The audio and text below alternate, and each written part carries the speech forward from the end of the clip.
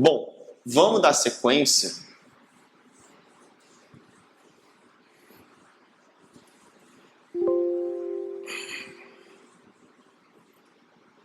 Vamos dar uma sequência então, agora revendo aqui o que a gente já falou de amálgama nesse período todo aí, ó. Gastei um tempão falando de amálgama. Vamos lá. O amálgama é formado pela mistura do mercúrio líquido mais a liga metálica, contendo prata, estanho e cobre. Reação de mistura chamada de amalgamação. Tá? Classificação, de acordo com o formato da partícula. Limalha é justamente essas formas irregulares, tá? Quando a gente fala de limalha, irregulares ou usinadas, é a mesma coisa. Propriedades, olha, necessitam de mais mercúrio para amalgamação. Isso é bom? Não, isso é ruim. Por quê? Pensa na minha mistura. O mercúrio é o líquido.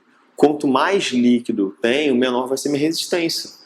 Claro, se eu tiver mais do componente sólido, mais resistente, mais rígido vai ficar a minha mistura, a minha restauração. Agora, se eu tenho muito líquido, a resistência vai cair lá embaixo, sem contar o risco que você tem considerando o uso do mercúrio. Elevada pressão de condensação, força de compactação positiva. Isso o Baratieri fala, essa pressão de condensação. Porque você tem um material completamente irregular, que não tem um bom deslizamento entre as partículas. Então, quando você condensa, tem um atrito entre elas, dificulta a sua condensação.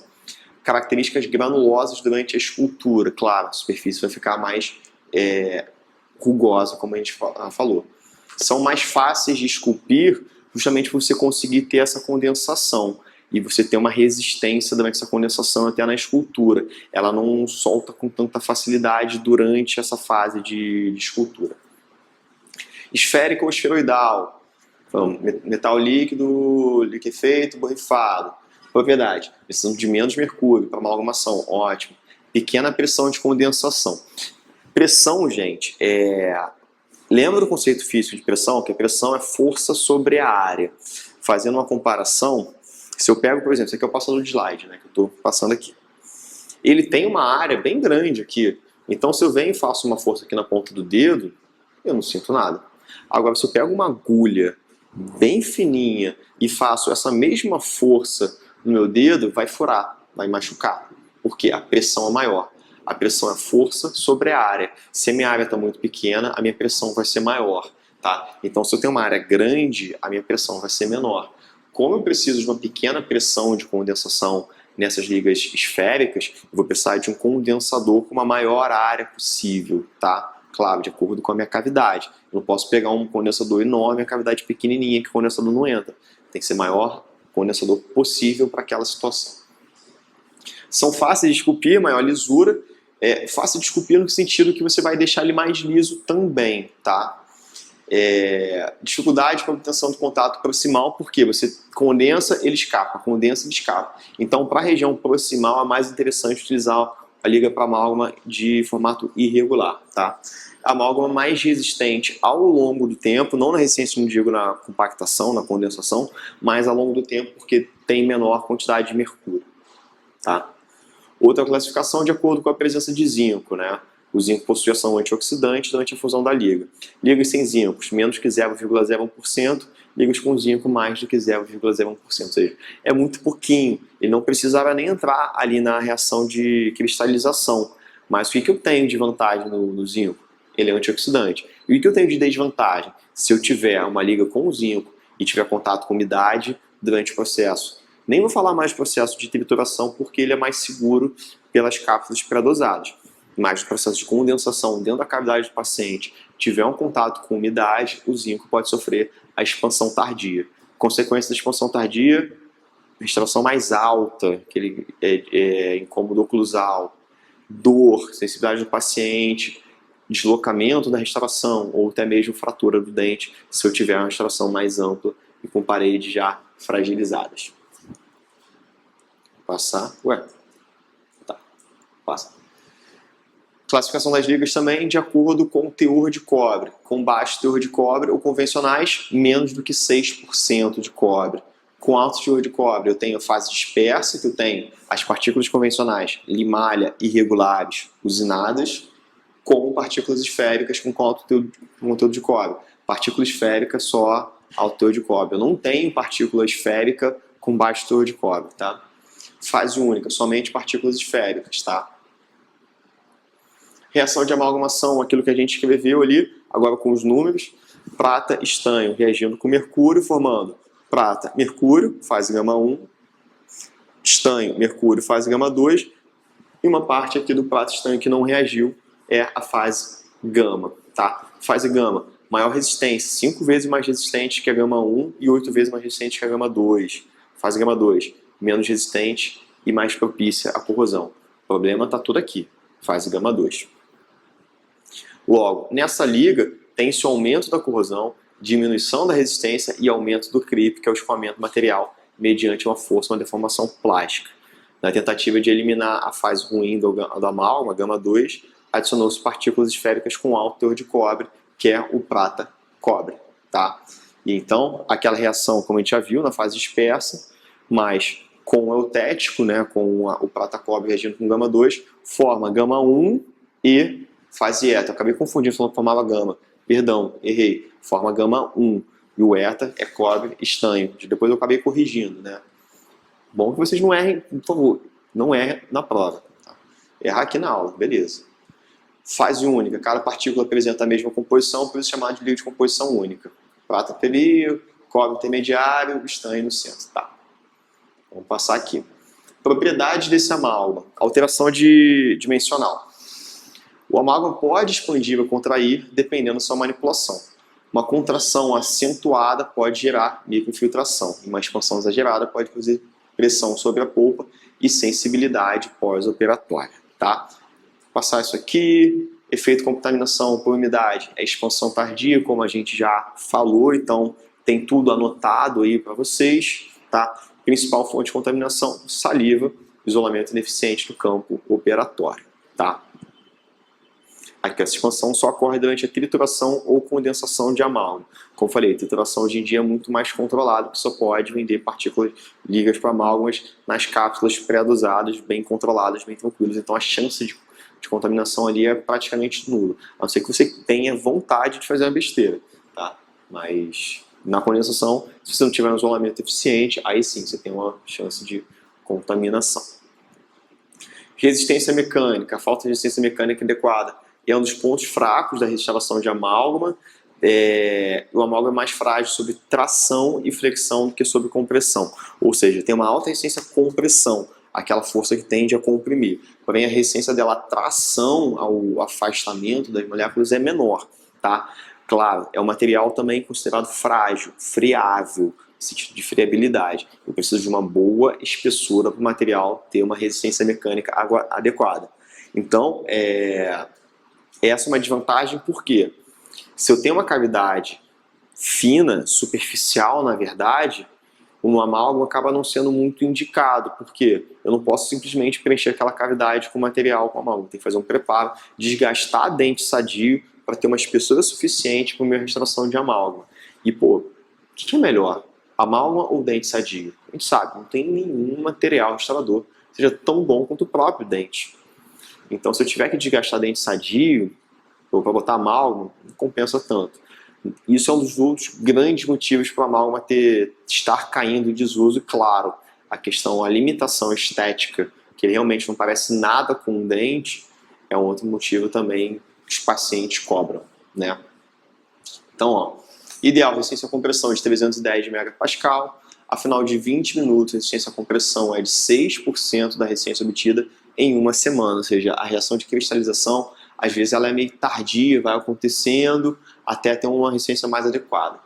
No momento que a restauração de amálgama é finalizada, o amálgama é fraco, por isso, instruções devem ser dadas ao paciente, como não submeter a restauração a grandes pressões mastigatórias por pelo menos até 8 horas após sua inserção, que a partir de 8 horas vai atingir 70% da sua resistência, que já é um pouco suficiente. Então, fez a instalação? Aguarda. Não come nada muito duro em cima da amálgama. Espera.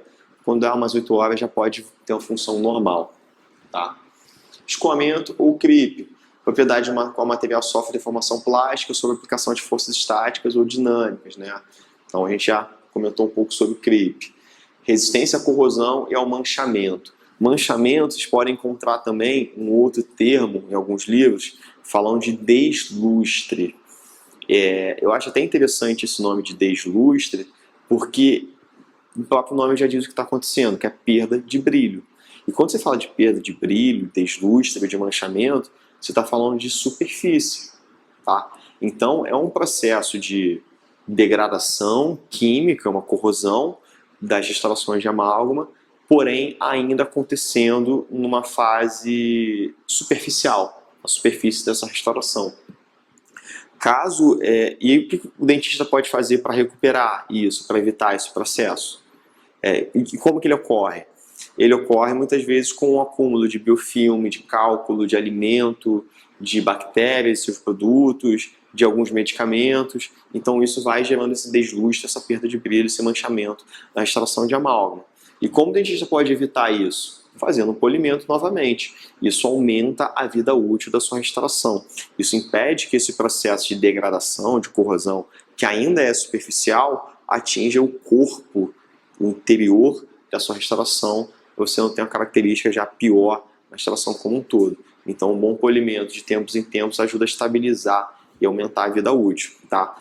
Caso esses procedimentos não sejam executados e esse processo de deslustre, de manchamento, continue ocorrendo, isso chega até o corpo da restauração e já passa a ser chamado de corrosão, que é uma degradação um pouco mais, o estágio mais avançado, pegando a restauração já como um todo, tá? Então aí você tem aí os materiais que podem gerar esse fenômeno, tá? Indicações de amálgama. Quando eu falo cavidade de tipo 1, falo cavidade do tipo classe 1 de Black, né? Todo mundo sabe. Classe 1 de Black, classe 2, classe 5, situações especiais. Que situações especiais são essas?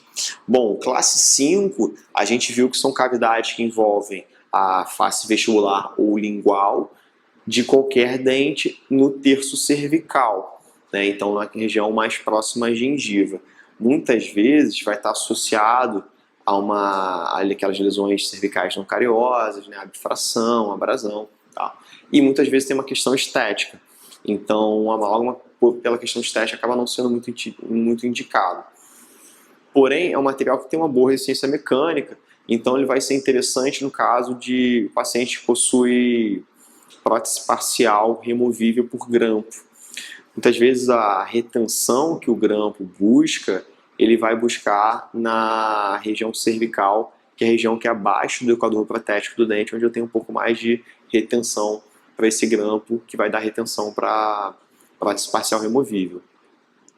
Então, nessa região, se eu tenho uma cavidade, perco a retenção.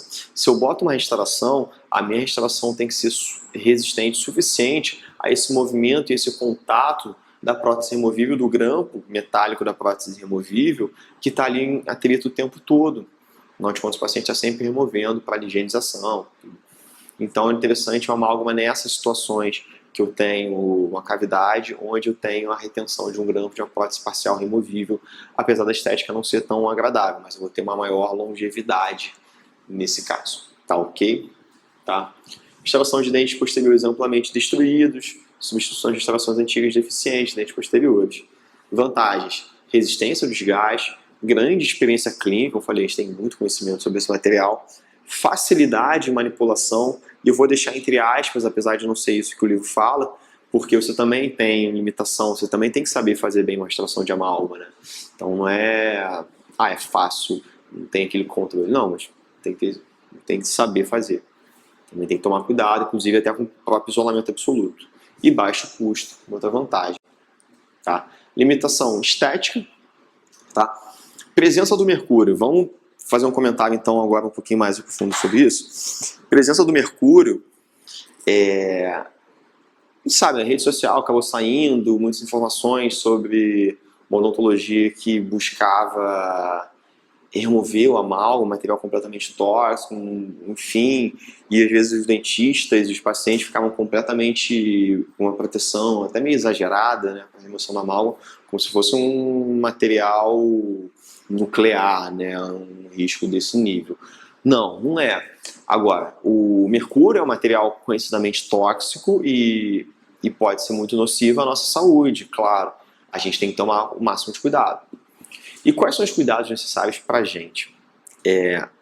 Para o dentista e para o paciente, os cuidados são bem simples até, nada diferente do que a gente já costuma executar. Então, por exemplo, na remoção de um amálgama antigo ou na confecção de uma restauração nova, isolamento absoluto, para evitar que o paciente faça ingestão ali sem querer, involuntária, de qualquer resquício desse material. Mesma coisa se fosse uma extração de resina, de um ionômero de vidro, qualquer coisa.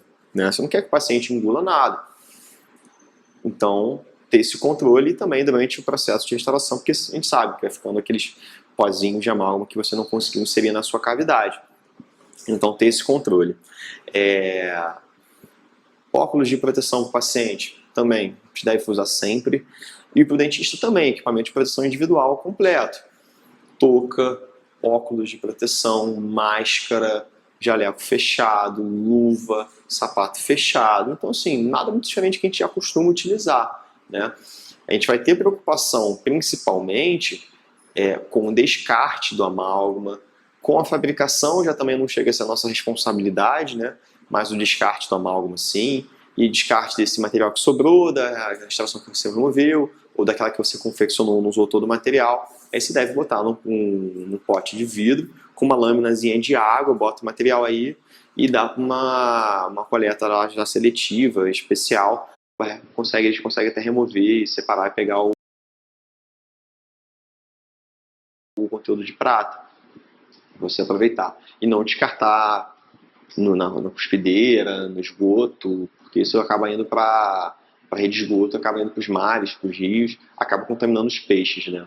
Então, assim, os peixes são seres vivos que acabam absorvendo com muita facilidade o mercúrio, né? E a gente faz ingestão de peixe, a gente come, né? O ideal até, uma vez vi, você nem tem certeza disso, né? Comer peixe é bom pelo menos uma vez por semana.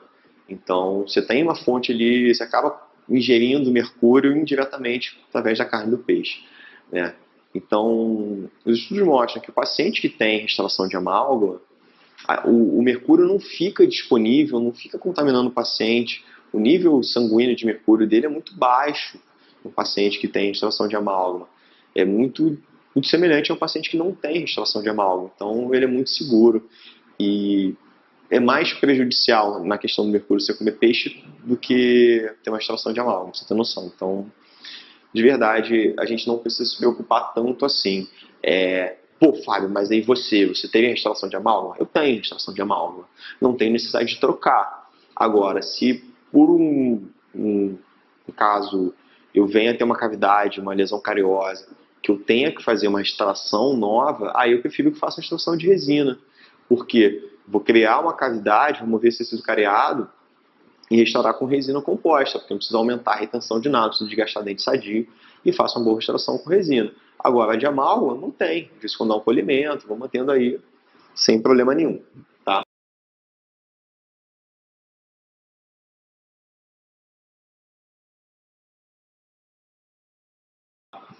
Então vamos lá. Limitação, a ausência de união ao dente, então também precisa de uma preparação, um preparo retentivo.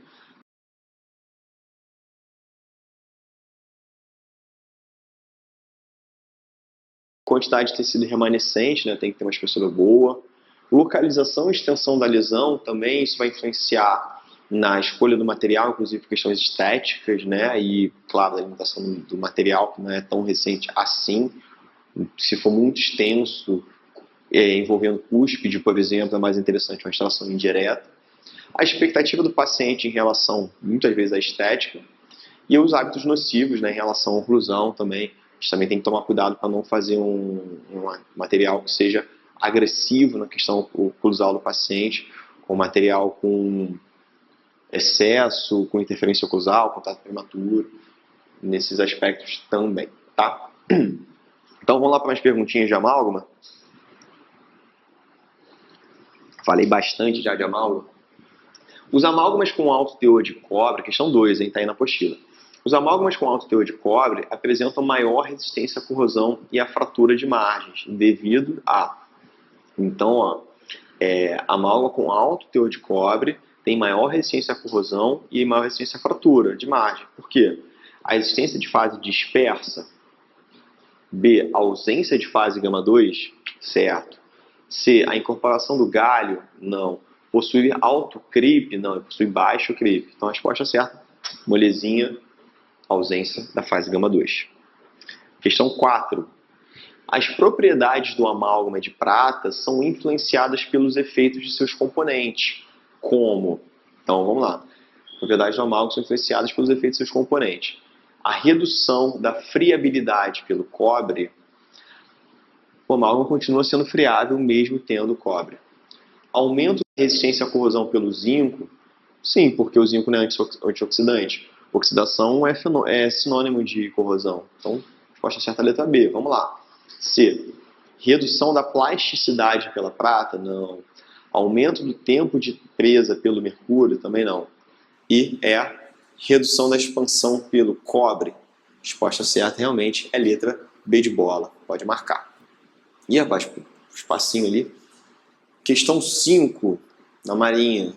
Ação eletrolítica que envolve o zinco e a água durante a expansão tardia produz...